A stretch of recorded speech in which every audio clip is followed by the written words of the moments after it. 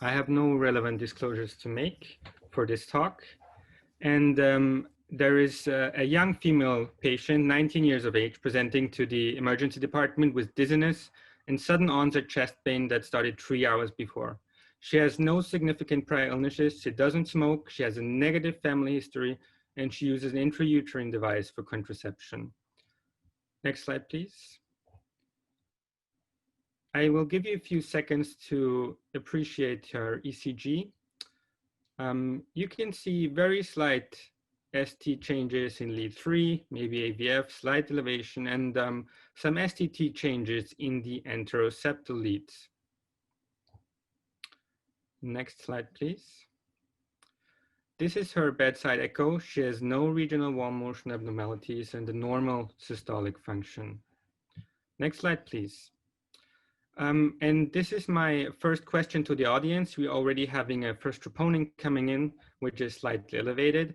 And I would like to ask the audience, what is the strategy that you would try to prefer in this patient? Would you want to go for a high-risk approach, as we just saw in the recent NSTEMI guidelines, angiography within 24 hours? Would you go for selective invasive because you think this is an extremely low pretest probability for an ACS?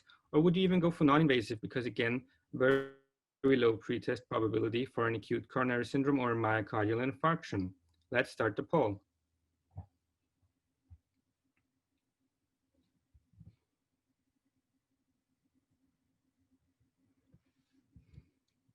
We will have to wait a few seconds until the results come in.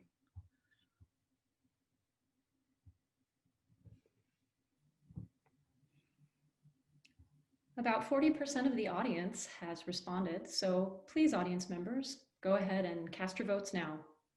We'll give it a few more seconds.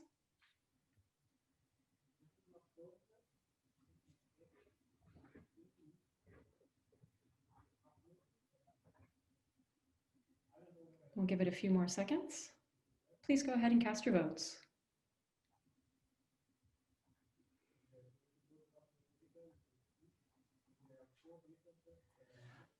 All right, let's end our poll and look at the results. So 50% voted to go for an angiography within 24 hours. And the rest of the 50% would like to go for a lower risk approach, 30% for selective invasive and 19% for non-invasive. Let's move on. And I have a second question for the audience. For this very patient, how would you treat her? Would you go for administering some antithrombotic therapy? Would you use only aspirin? Or would you go for a dual antiplatelet therapy in this patient? Let's start the poll.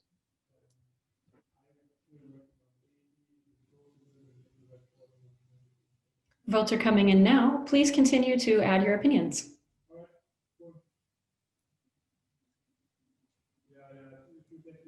I'd like to give the audience about 10 more seconds to answer. If you would choose none, ASA, or ASA plus an inhibitor.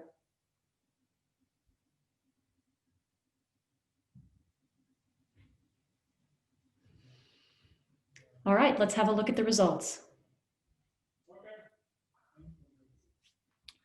So 6% would not give anything, 37% aspirin only, and even in the light of the recent guidelines, 57% would give dual antiplatelet therapy, so aspirin plus a P2Y12 inhibitor. Let's move on and see what happened next. So we were able to offer this patient a pretty rapid angiography. And what I would like you to appreciate here are, please could you rerun the video?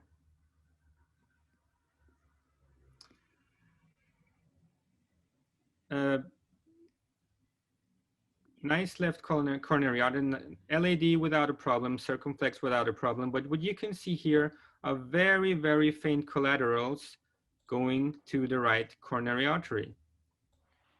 Let's move on to the next slide where we will show the angiography of the right coronary artery.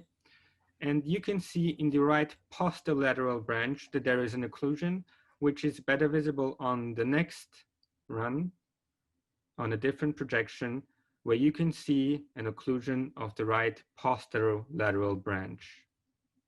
I will give you a few seconds to look at this. And we move on.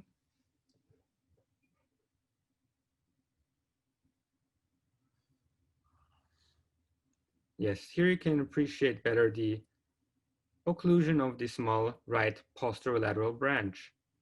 Now my question, next slide, please. Again to the audience, how would you treat this 19-year-old woman? Would you put a stent in, go for percutaneous coronary intervention, or would you want to treat her conservatively? Let's start the poll.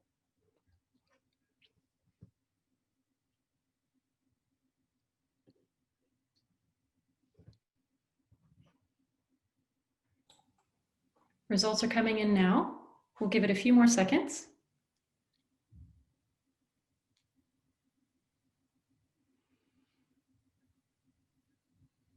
The last few moments to enter your votes.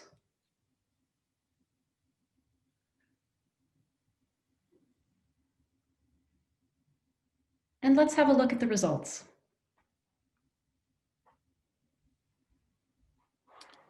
So an exact 50-50 split for PCI versus conservative treatment. This will be interesting for the discussion.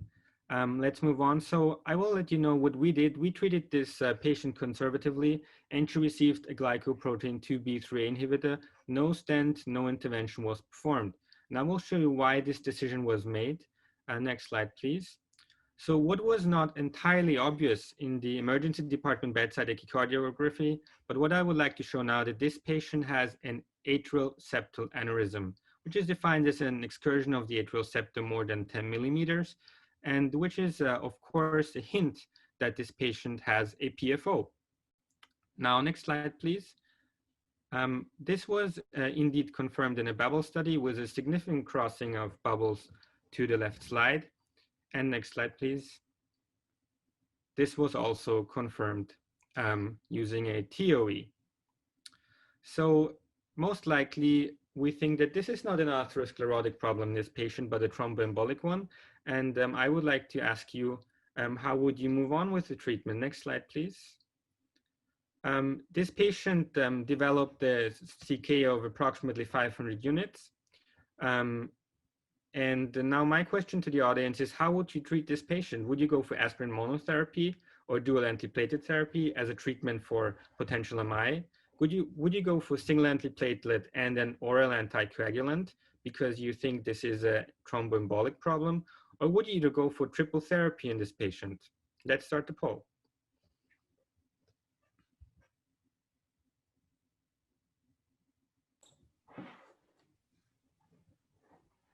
Answers are coming in now.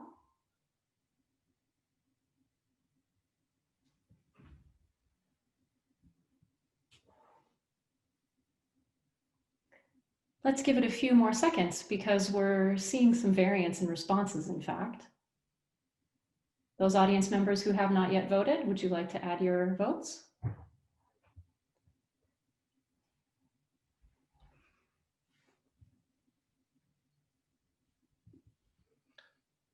All right, let's close it and have a look at the outcomes. All right. So the winner is single antiplatelet therapy and an anticoagulant, which was chosen by 57%. 23% would go for DAPT, and 13% for triple therapy, 7% for only aspirin. Let's move on. Next slide, please. And my next question is, would you only treat this patient with pharmacotherapy, or would you offer this young woman, 19 years of age, a PFO closure? Let's start the poll.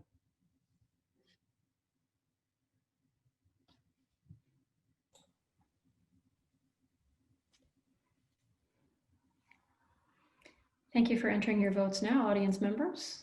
Let's give it a few more seconds.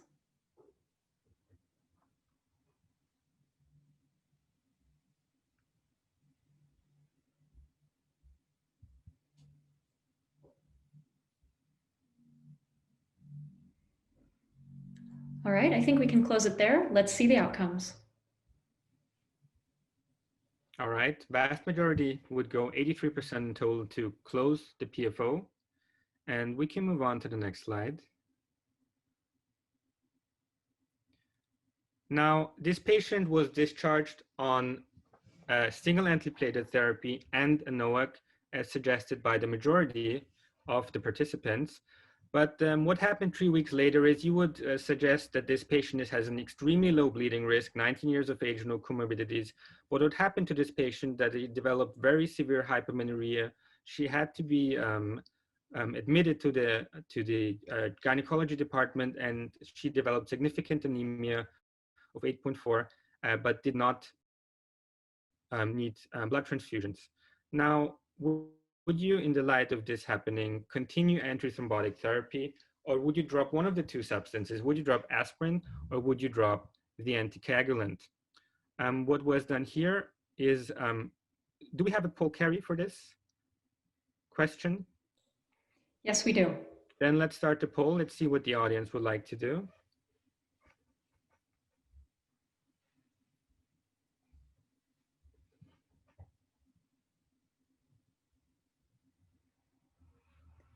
Thank you for continuing to share your feedback, audience members. We're seeing some good outcomes on this poll, so we'll just give it a few more seconds.